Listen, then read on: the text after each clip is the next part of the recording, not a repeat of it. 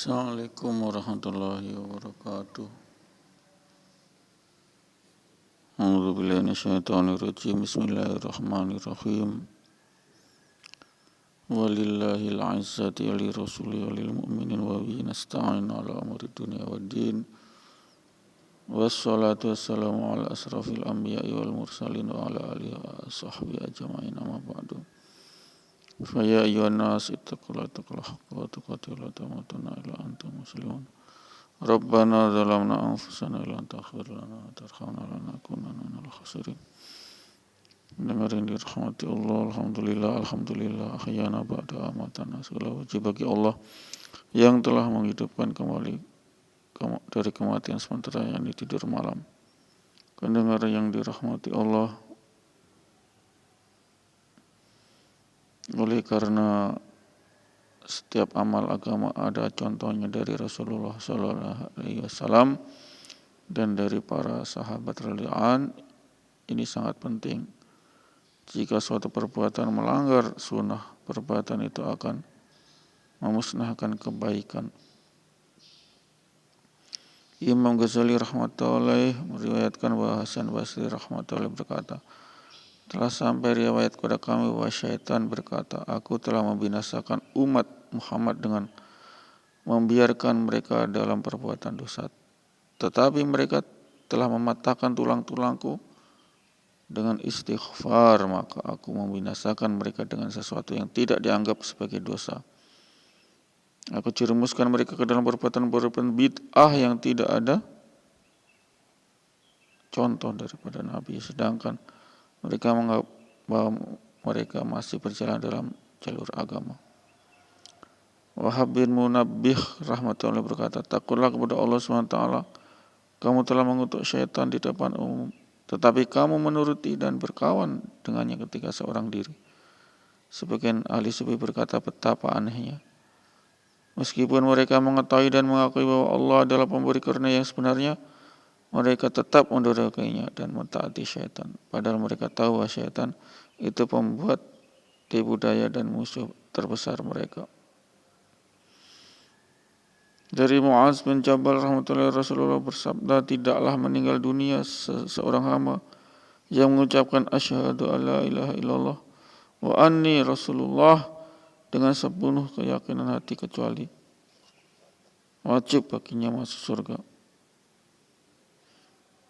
Dan di lain riwayat disebutkan kecuali ia pasti akan diampuni. Ahmad, riwayat Imam Ahmad, Nasai, Tabrani dan Ibnu Hakim. Rasulullah bersabda dalam hadis sahih, dengarkanlah berita gembira untukmu dan sampaikanlah kepada orang yang lain. Barang siapa membaca la ilaha illallah dengan ikhlas, maka wajib baginya masuk surga. Yang dinilai oleh Allah adalah keikhlasannya. Amal yang dilakukan dengan ikhlas akan memberi pahala yang banyak meskipun amalannya itu sedikit. Amal yang dilakukan agar dilihat dan dipuji orang lain akan menjadi sia-sia. Bahkan akan mencelakakan orang yang melakukannya. Sebaliknya, amal yang dilakukan dengan ikhlas walaupun sedikit itu akan mencukupi. Untuk itu barang siapa mengucapkan la ilaha illallah dengan ikhlas, Allah akan mengampuni dosanya dan ia pasti akan memasuki surga penuh nikmat kekal abadi, insyaallah, amin. Tidak ada keraguan lagi dalam hal ini. Mungkin karena dosa-dosanya ia disiksa terlebih dahulu di neraka, tetapi itu belum pasti, karena jika Allah, raja daripada para raja, menyukai seseorang karena keikhlasannya, Allah akan ridha kepadanya dan Allah akan mengampuni dosa-dosanya dan ia akan masuk surga. Betapa ruginya kita jika kita memiliki kesempatan dari Allah yang maha mulia pengampun, tetapi kita tidak berusaha menunaikannya. Singkatnya, banyak sekali jaminan manfaat dari membaca la ilaha illallah. Berdasarkan kaidah, beberapa kemungkinan dapat terjadi, yakni dosa-dosa akan diampuni dengan disiksa terlebih dahulu di neraka, atau Allah SWT dapat mengampuninya begitu saja tanpa disiksa terlebih dahulu di neraka karena kasih sayangnya, kelembutan dan kebaikannya, insyaallah, amin. Ketika seorang muhaddis yang bernama Yahya bin Aqsam wafat, seorang bertemu dengan beliau dalam mimpinya. Orang itu menanyakan keadaan setelah meninggal. Ia menjawab, Aku telah diadili oleh Allah SWT. Lalu Allah berfirman kepadaku, hai orang tua yang fasik, kamu telah berbuat dosa ini dan itu. Allah banyak menceritakan dosa-dosaku. Aku berkata, ya Allah, telah sampai kepadaku darimu sebuah hadis. Allah bertanya, hadis apa? Aku berkata, aku telah mendengar dari Abu Razak, ia telah mendengar dari Mu'amah, dan Mu'amah mendengar dari Zuhri. Zuhri mendengar dari Urwah radhiyallahu anhu, dan Urwah mendengar dari Aisyah radhiyallahu anha. Wa Rasulullah SAW bersabda dari Jibril alaihissalam, dan semua itu dari Allah SWT. Dia berfirman, barang siapa telah mencapai usia tua dan ia muslim, sungguh aku ingin menyiksanya, tetapi karena telah tua beruban, maka aku malu untuk menyiksanya. Dan engkau tahu bahwa aku ada orang tua yang beruban. Lalu Allah berfirman, Abu Razak benar, Ma'man benar, Zuhri benar, Umar benar. Benarlah apa yang dikatakan Aisyah radhiyallahu anha, dan benarlah apa yang disabdakan Rasulullah SAW juga benar. Dan akulah yang maha benar. Selanjutnya Yahya radhiyallahu berkata, lalu aku disuruh masuk surga. Insyaallah. Amin. Dari Anas radhiyallahu anhu, Rasulullah bersabda, tiada sesuatu pun kecuali di antara dia dengan Allah ada hijab melainkan ucapan la ilaha illallah dan doa seorang bapak kepada anaknya. Riwayat Ahmad Ibnu Mardawayah. Yang dimaksud tanpa hijab di sini adalah bahwa segala sesuatu dapat dikabulkan oleh Allah SWT tanpa memakan waktu yang lama. Tidak ada satupun yang dapat menghalangi dengan sampai kepada Allah, sehingga langsung sampai kepada Allah. Dalam sebuah kisah diceritakan seorang raja kafir yang sangat kejam dan sewenang-wenang. Tetapi pada suatu ketika ia mengalami kekalahan dalam pertempuran sehingga tertawan oleh kaum muslimin. Maka mereka bermaksud menghukumnya dengan sebagai balas dendam atas penderitaan yang telah mereka alami. Lalu dimasukkanlah ia ke dalam sebuah kuali belanga besar berisi air yang mendidih. Pada mulanya ia menyebut dan memohon bantuan kepada berhala, tetapi ia ketika itu merasa bahwa berhala-berhala itu tidak akan dapat menolongnya. Maka ia memeluk Islam dan melafazkan la ilaha illallah sebanyak-banyaknya hingga sampailah ia kepada derajat ikhlas dalam membacanya. Pada saat itu juga Allah SWT mengirimkan bantuannya berupa hujan yang sangat deras sehingga memadamkan kobaran api tersebut. Dan periuk untuk merebus air itu menjadi dingin. Lalu datanglah angin topan besar yang menerbangkan raja tersebut sehingga terdampar di suatu kota yang penduduknya masih kafir. Maka saat itu raja masih tetap mengucapkan kalimat tersebut. Dan orang-orang yang berkumpul di sekeliling melihat peristiwa tersebut dengan rasa takjub. Ketika mereka menanyakan peristiwa tersebut kepada raja, maka diceritakan seluruh peristiwa tersebut sehingga semua penduduk kota masuk Islam. Insyaallah. Dari Ibn bin Malik radhiyallahu anhu, Rasulullah bersabda, tidak akan datang seseorang hamba yang mengucapkan la ilaha illallah semata-mata karena Allah pada hari kiamat nanti kecuali akan diharamkan baginya neraka. Insyaallah. Amin. Bukhari, Ahmad, Muslim, Ibnu Majah, Baihaqi. Barang siapa membaca la ilaha illallah dengan ikhlas, api neraka diharamkan baginya. Hal ini tentu sangat jelas dan sesuai dengan kaidah. Jika ia tidak mengerjakan dosa besar lalu api neraka diharamkan baginya, berarti untuk selamanya neraka haram baginya. Tetapi jika seseorang membaca la ilaha illallah dengan ikhlas, lalu karena dosa-dosanya ia dimasukkan neraka, jika pada akhirnya ia diampuni oleh Allah, siapakah yang mencegahnya, yang dapat mencegahnya? Sebuah hadis menyatakan bahwa pada hari kiamat Allah akan berkata kepada seseorang, kamu telah berbuat dosa ini dan itu.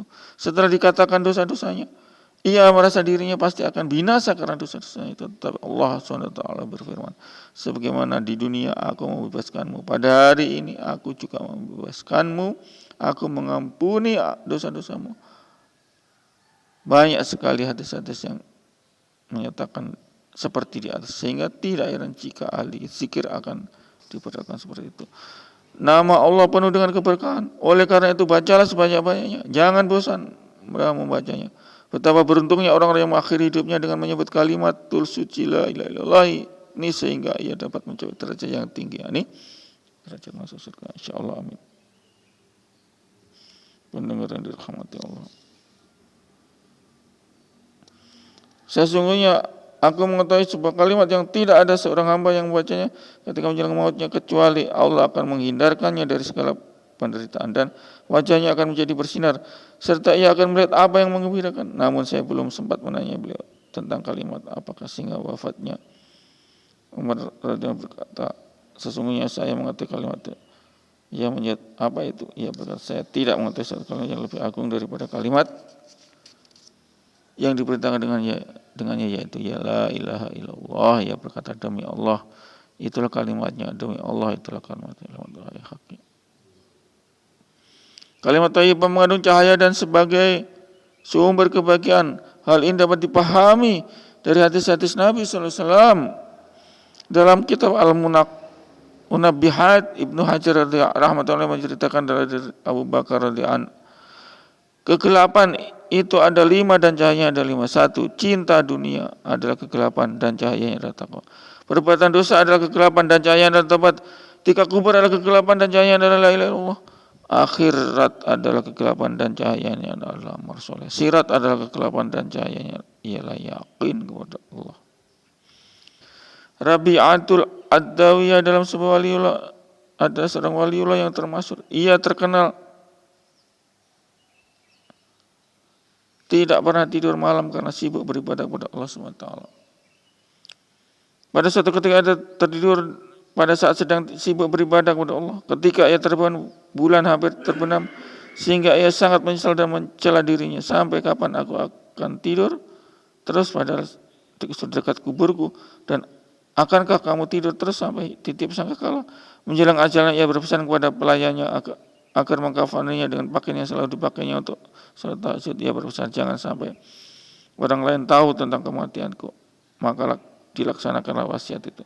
Lalu pelayannya melihatnya di dalam mimpi bahwa ia dalam keadaan baik dan pakaiannya sangat indah. Pelayannya bertanya, di manakah kafan buruk yang menutupi kejenazah?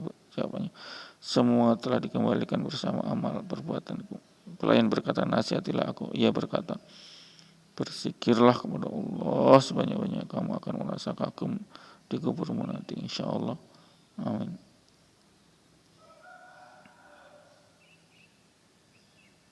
Pendengar rahmati Allah, insyaallah inilah ceramah insyaallah. Dengan demikian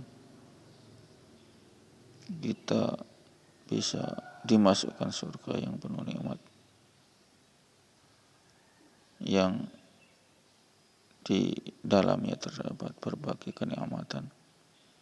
Muhammad itu tidaklah lain hanyalah seorang rasul. Sungguh telah berlalu sebelummu beberapa orang rasul.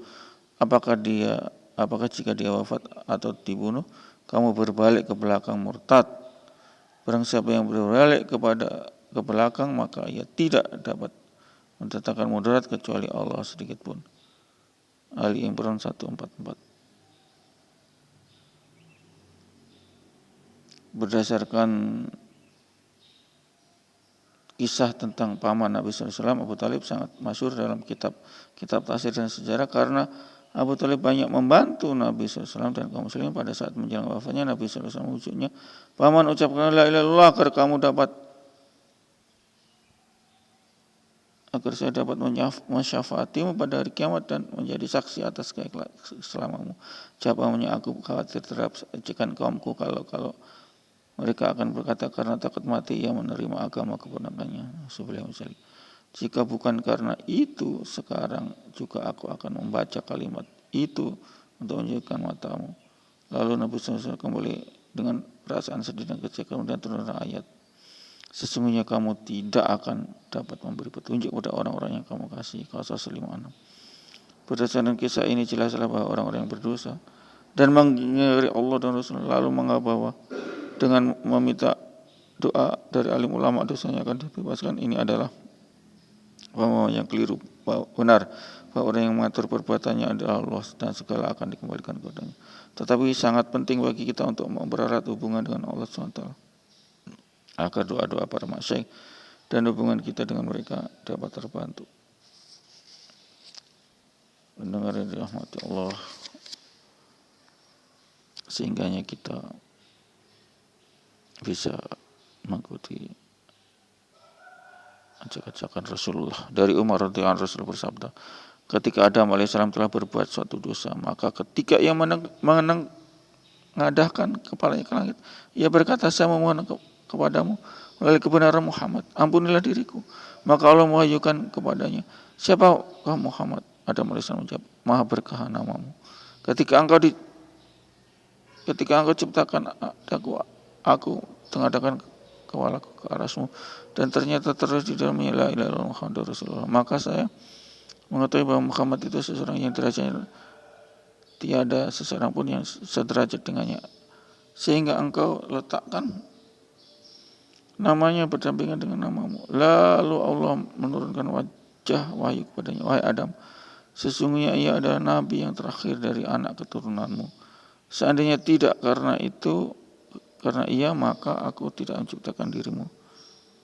Tabrani, Hakim, Abu Nu'aim, Baihaqi.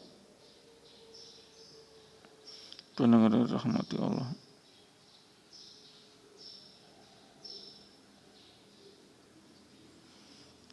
Ibnu Abbas radhiyallahu meriwayatkan, seandainya tangisan Adam alaihissalam dibandingkan dengan tangisan seluruh manusia, tentu lebih banyak tangisan beliau. Selama 40 tahun beliau tidak pernah mengadahkan wajahnya ke langit. Buraidah radhiyallahu anhu meriwayatkan bahwa Nabi sallallahu alaihi wasallam bersabda, jika tangisan Nabi Adam alaihissalam dibandingkan dengan tangisan seluruh manusia di dunia ini, tangisan tersebut tidaklah sebanding. Hadis lain menyebutkan, jika air mata beliau ditimbang dengan air mata anak cucu Adam, maka akan lebih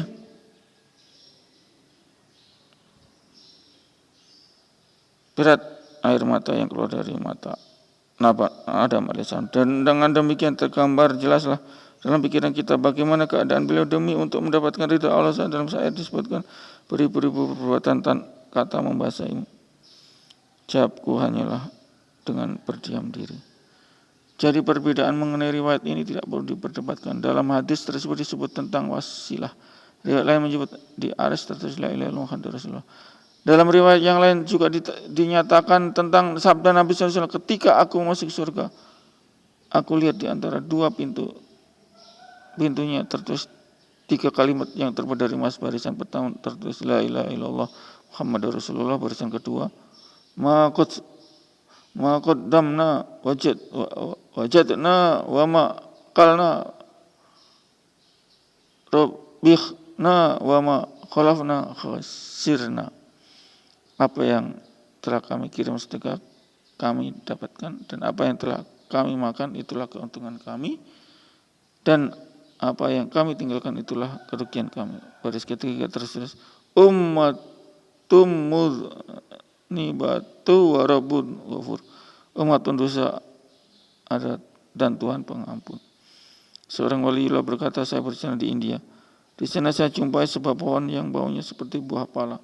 Ketika saya belah buah tersebut, ternyata di dalamnya ada suatu seperti daun hijau. Di daun itu tertulis la ilaha illallah, dan di sebaliknya lagi tertulis Muhammadur Rasulullah. Ketika kisah ini saya ceritakan kepada Abu Ya'qub Sikari rahmatullah. Beliau berkata, engkau jangan heran, saya pun pernah memancing seekor ikan di Elia, Palestina. Ternyata di sana, di salah satu telinga ikan itu tertulis la ilaha illallah, dan telinga yang satu tertulis Muhammadur Rasulullah. Rahmatullah, insyaallah kita niat amal dan sampaikan sehingga kita mampu memasuki surga Allah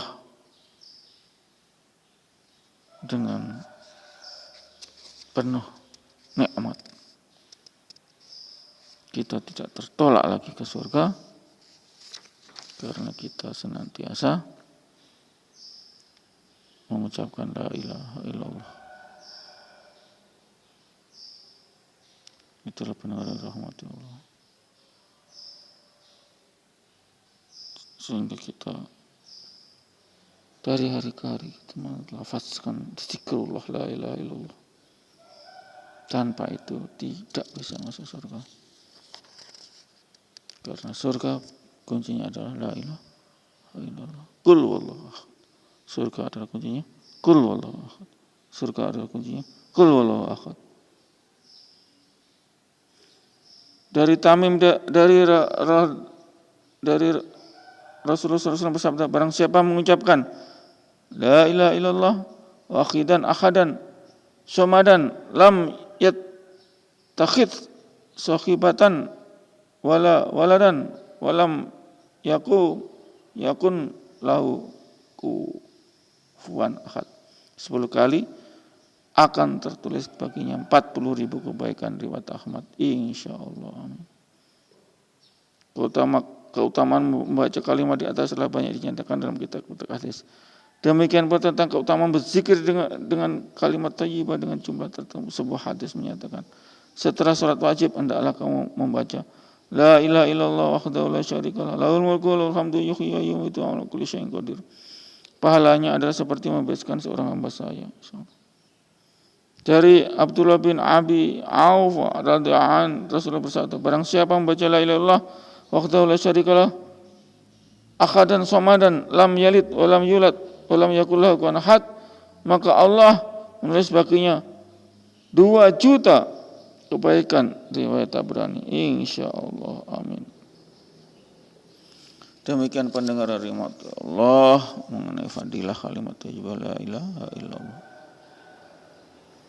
sehingga kita bisa mengerti, paham kunci surga cuma 1, la ilaha illallah. Ada 4 manusia, yaitu orang yang ketika di dunia hidupnya senang dan di akhirat menderita. 2, ada orang yang ketika di dunia menderita dan di akhirat senang. 3, ada orang yang di dunia dan akhirat mengalami penderitaan. 4, orang yang di dunia dan di akhirat mendapatkan kesenangan.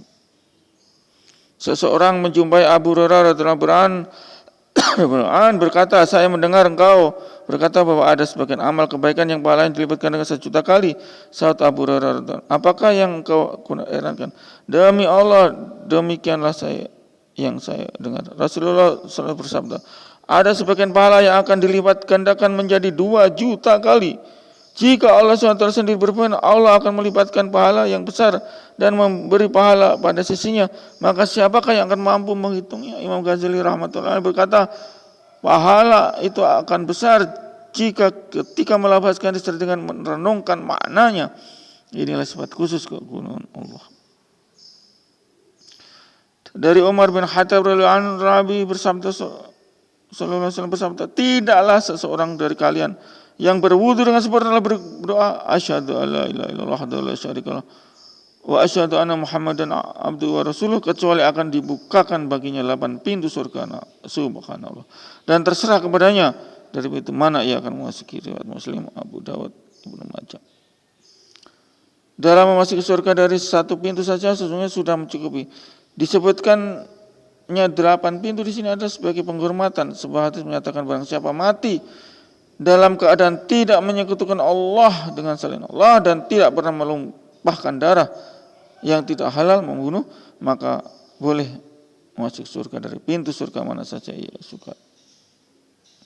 Dari Abu Darda radhiyallahu anhu, Nabi bersabda, tidaklah seseorang hamba mengucapkan la ilaha illallah 100 kali kecuali Allah akan membangkitkannya di hari kiamat dengan wajah seperti bulan purnama. Dan tiada seorang pun yang melebihi amalannya pada hari itu kecuali orang yang mengucapkan seperti yang ia lakukan terlebih dahulu melebihinya. Ya, Tabrani. Insyaallah kita akhiri. Bismillahirrahmanirrahim. Subhanallahumma wa bihamdika asyhadu an la ilaha illa anta astaghfiruka wa atubu ilaik. Assalamualaikum warahmatullahi wabarakatuh.